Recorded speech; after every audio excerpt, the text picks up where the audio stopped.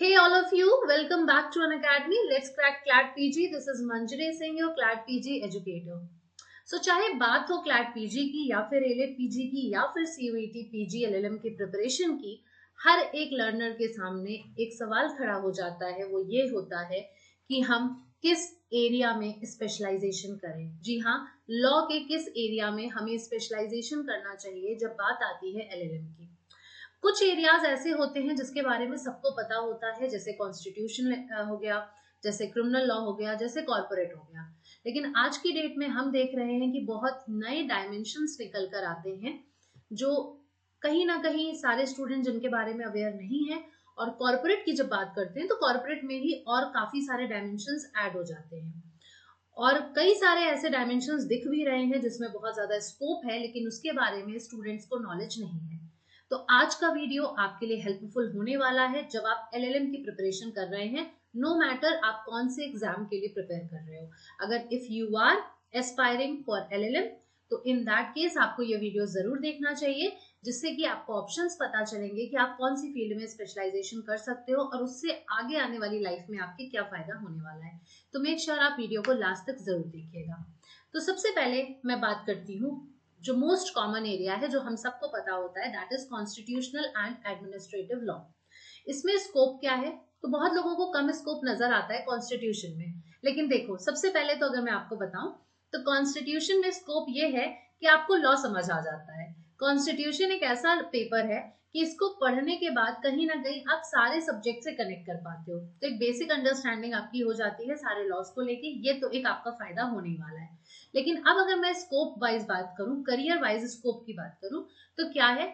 सबसे पहला तो ये है कि आप कोर्ट में प्रैक्टिस कर सकते हो। ठीक, कॉन्स्टिट्यूशनल कोर्ट्स यानी कि सुप्रीम कोर्ट और हाई कोर्ट में प्रैक्टिस करोगे आपको एज मिलेगा।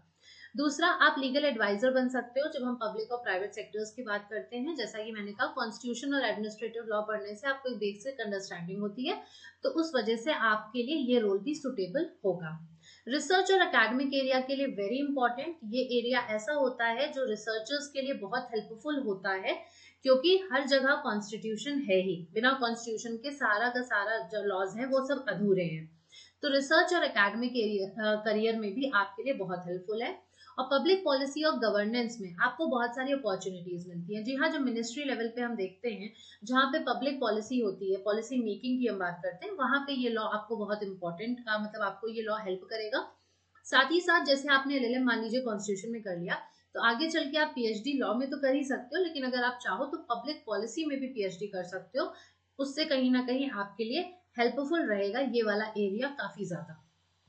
नेक्स्ट जो एरिया है वो है कॉर्पोरेट और कमर्शियल लॉ का।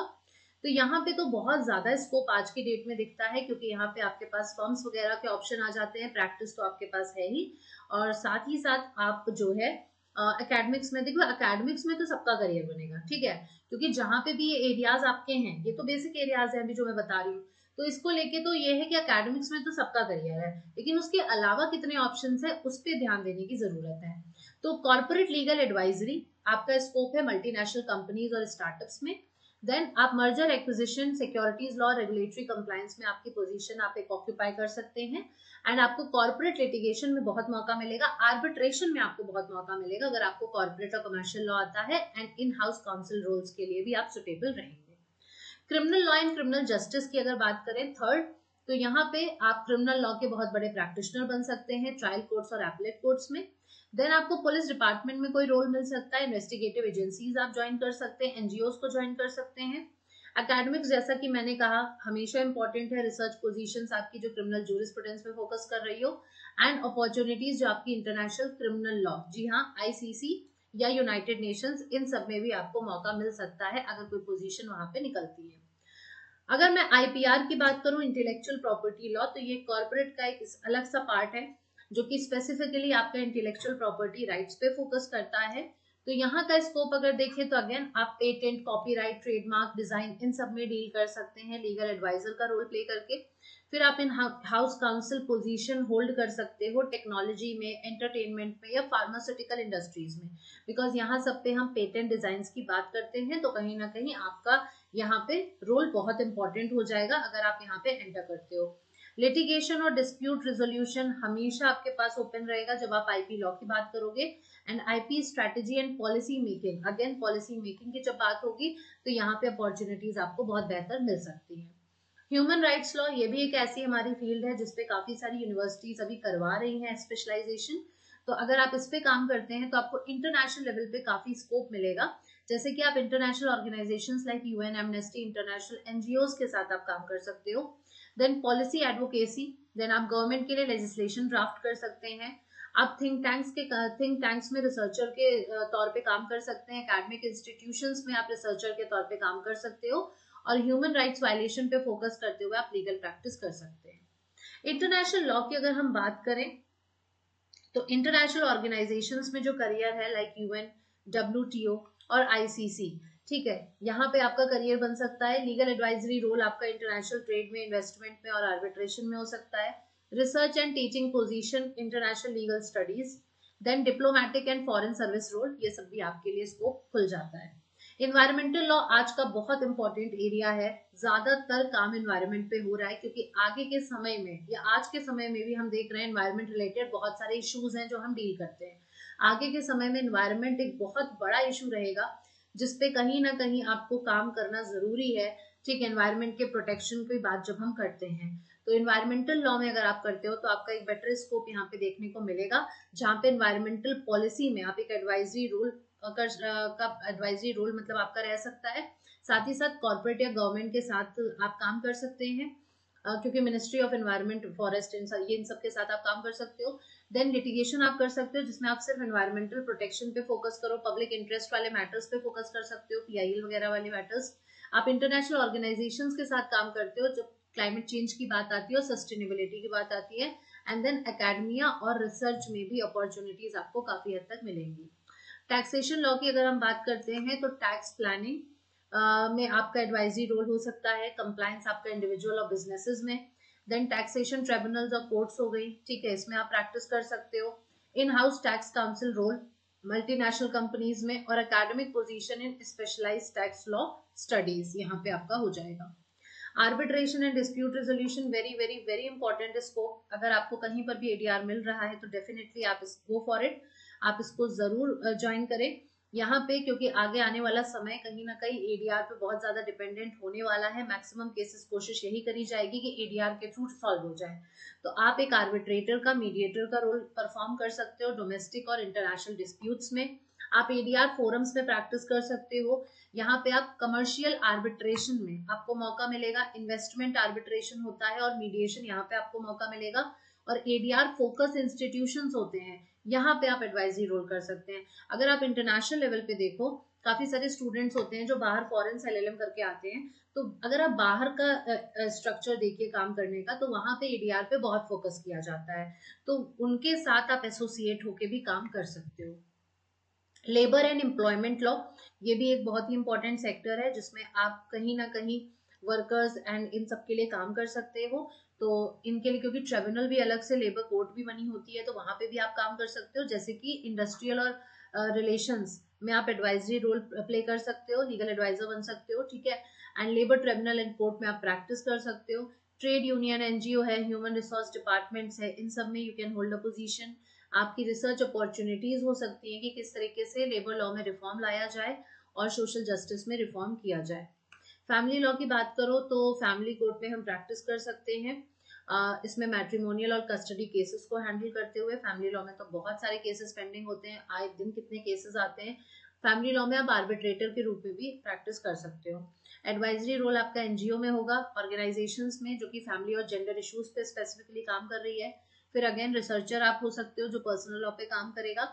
एंड देन ड्राफ्ट कर सकते हो पॉलिसीज ऑफ फैमिली वेलफेयर पे। नेक्स्ट आता है cyber law, information technology law, ये भी बहुत इंपॉर्टेंट है। आईटी और साइबर, आपको पता है ये इसका स्कोप आज के टाइम पे बहुत ज्यादा है।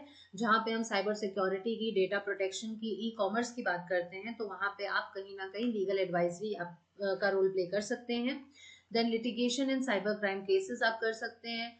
देन आप in house counsel role tech companies में कर सकते हो, और अपॉर्चुनिटीज आपको और मिल सकती हैं आईटी पॉलिसी और रेगुलेशंस को ड्राफ्ट करने के लिए। जैसे कि जब हम डेटा प्रोटेक्शन लॉज की बात करते हैं तो भारत हमारा कमजोर है इस मामले में, तो इन ऐसे ही रिलेटेड इश्यूज पे आप कहीं ना कहीं मदद कर सकते हैं ड्राफ्टिंग वगैरह में।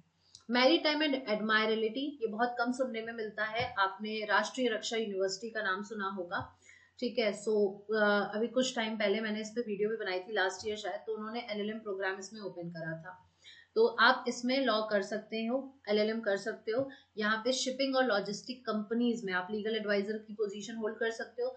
मैरीटाइम डिस्प्यूट जो होता है, आर्बिट्रेशन वगैरह इसमें ज्यादा होता है, तो आपका इसमें भी आप प्रैक्टिस कर सकते हो। अगेन इंटरनेशनल मैरीटाइम लॉ, अगर आपका इंटरनेशनल लॉ में इंटरेस्ट है, तो मैरीटाइम में अगर स्पेसिफिक इंटरेस्ट है तो आप रिसर्च कर सकते हो। एंड आप पोर्ट्स और रेगुलेटरी अथॉरिटीज के साथ भी काम कर सकते हैं। हेल्थ एंड मेडिकल की बात करें, अगर आपको हेल्थ सेक्टर में इंटरेस्ट है तो आप हेल्थ एंड मेडिकल लॉ में एलएलएम कर सकते हो।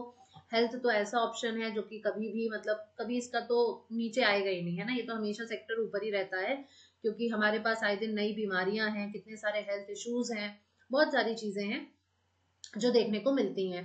तो जब इश्यूज इतने होते हैं, जब हॉस्पिटल्स इतने सारे हैं, तो केसेस भी हमें कहीं ना कहीं देखने को मिलते हैं। तो मेडिकल के जो माल प्रैक्टिस केसेस होते हैं, हेल्थ केयर से रिलेटेड जितने भी इश्यूज है, वहां पे आप लीगल एडवाइजर मतलब हॉस्पिटल्स के बन सकते हैं। हॉस्पिटल्स के साथ आप काम कर सकते हैं, फार्मास्यूटिकल कंपनीज के साथ आप काम कर सकते हो, रेगुलेटरी बॉडीज के साथ कर सकते हो। रिसर्च की बात करें तो अगर आपको इंटरेस्ट होगा तभी आप रिसर्च कर सकते हो, तो बायो एथिक्स हो गया, पब्लिक हेल्थ पॉलिसीज, इस पे आप काम कर सकते हो। हेल्थ लॉ रिफॉर्म्स के लिए पॉलिसी मेकिंग की क्या अपॉर्चुनिटीज है, आप वो देख सकते हो। फिर कंपटीशन लॉ, ये मैंने स्टार्टिंग में शायद लिख दिया था, कॉर्पोरेट एंड कंपटीशन, कंपटीशन पे अलग से मैं बता देती हूँ। तो जो भी कंपटीशन लॉ आपका होता है, इसमें भी अगेन आप लीगल एडवाइजर बन सकते हो। सीसीआई का नाम आपने सुना होगा, कंपटीशन कमीशन ऑफ इंडिया, आप इसमें भी पोजीशंस आपकी निकलती हैं लीगल एडवाइजर की, आप इनका रिप्रेजेंटेटिव बन सकते हो। देन इकोनॉमिक रेगुलेटरी बॉडीज के साथ आप काम कर सकते हो, लॉ फर्म्स में जो स्पेशलाइज है आपका कंपटीशन लॉ में। एंड देन अगेन रिसर्चर के लिए तो हमेशा आपका ऑप्शन ओपन ही रहने वाला है। एनर्जी लॉ की बात करें, अगेन ये एक नया सेक्टर है। नया क्या है, मतलब बहुत ही इनफेमस सेक्टर है। तो लीगल एडवाइजर का रोल अब यहाँ पे रिन्यूएबल और नॉन रिन्यूएबल एनर्जी सेक्टर्स में कर सकते हो। ये भी एक ऐसी चीज है जो आने वाले समय में बहुत इंपॉर्टेंट होगी। एनर्जी लॉज और रेगुलेशंस पे आप पॉलिसी मेकिंग का काम कर सकते हैं, रिसर्च आप कर सकते हो। सस्टेनेबल एनर्जी लॉ, ये एक एनवायरमेंट का पोर्शन है। देन आप dispute related to energy projects और कॉन्ट्रैक्ट जो भी है उसमें आप प्रैक्टिस कर सकते हो। लास्ट हम बात करते हैं ट्रेड एंड इन्वेस्टमेंट लॉ की, इसमें भी बहुत ज्यादा स्कोप है। जैसे कि WTO हो गया, ट्रेड पॉलिसी थिंक टैंक्स हो गए, इंटरनेशनल आर्बिट्रेशन है, इन सब में आप अपना करियर यहाँ पे बना सकते हो। देन क्रॉस बॉर्डर ट्रेड और इन्वेस्टमेंट रेगुलेशन जो होते हैं, आप उसमें लीगल एडवाइजर का रोल प्ले कर सकते हो। ट्रेड डिस्प्यूट्स और इन्वेस्टमेंट आर्बिट्रेशन में आप अपना लिटिगेशन कर सकते हो। Academic opportunities in international trade law, again academic, देखो अब कुल मिला के अगर मैं आपको बताऊं तो जितने भी मैंने यहाँ पे डिस्कस करें, कुछ 16-17 मैंने एरियाज यहाँ पे डिस्कस किए हैं, तो यहाँ पे एकेडमिक्स में तो सब में है ऑप्शन, ठीक है, कि ऑब्वियस सी बात है कि अगर कोई यूनिवर्सिटी है, कोई कॉलेज है जो स्पेशलाइजेशन करा रही है, तो आगे आने वाले समय में कराएगी, आपका स्कोप वहां पढ़ाने का रह सकता है, तो आप हमेशा वहां पे एकेडमिक्स के तौर पे तो आप कर सकते हो काम उस पर्टिकुलर ट्रेड में। लेकिन जब हम बात करते हैं प्रैक्टिस की, तो प्रैक्टिस भी हमेशा रहेगा, ठीक। लेकिन अगर अगर आप ऑफिस जॉब करना चाहते हो, तो ऑफिस जॉब में ये है कि कहीं कहीं पे आपको ऑफिस जॉब का स्कोप मिलेगा, कहीं कहीं पे नहीं मिलेगा, कहीं पे आपको फर्म में लीगल एडवाइजर का रोल मिलेगा, कहीं पे नहीं मिलेगा। लेकिन क्योंकि ये सारी चीजें एग्जिस्ट करती हैं दुनिया में, तो एग्जिस्ट करती है, बस आपको पता लगाना है, बस इतना ही है, आपको पता लगाना है, थोड़ी सी रिसर्च करनी है, जिसके बाद आप आराम से इस दुनिया में घुस सकते हो, और कहीं ना कहीं आपको बहुत आराम से, मतलब आपके लिए स्कोप यहाँ पे बन जाएगा। जो इन फेमस एरियाज है ना, वहां पे आपके लिए स्कोप ज्यादा रहेगा, क्योंकि जिसके बारे में किसी को नहीं पता होता है, तो वहां पे अगर आप ट्राई करोगे तो आपका हो जाएगा। जहां दुनिया जाती है वहां जब हम जाते हैं तो कहीं ना कहीं हमारे चांसेस कम हो जाते हैं। तो कोशिश करिए थोड़ा सा इस पे आप अपनी तरफ से भी रिसर्च करिए, मैंने आपको एक आइडिया दे दिया है, अब आप थोड़ी सी अपनी तरफ से रिसर्च करिए। और जो चीजें आप अपनी तरफ से कर सकते हो वो ये है कि कौन कौन से कॉलेज और यूनिवर्सिटी हैं जो इसमें स्पेशलाइजेशन कराते हैं, एंड उसके बेसिस पे आप अपने प्रोग्राम्स को चूज कर सकते हो कि आपको कहाँ से LLM करना है, ठीक है। सो ये हो गया आज का टॉपिक। अब अगर आप हमारे साथ जुड़ना चाहते हैं क्लैट पीजी और एलेट पीजी 2026 के लिए, तो हमारा नया बैच लॉन्च हुआ है 7 जनवरी से।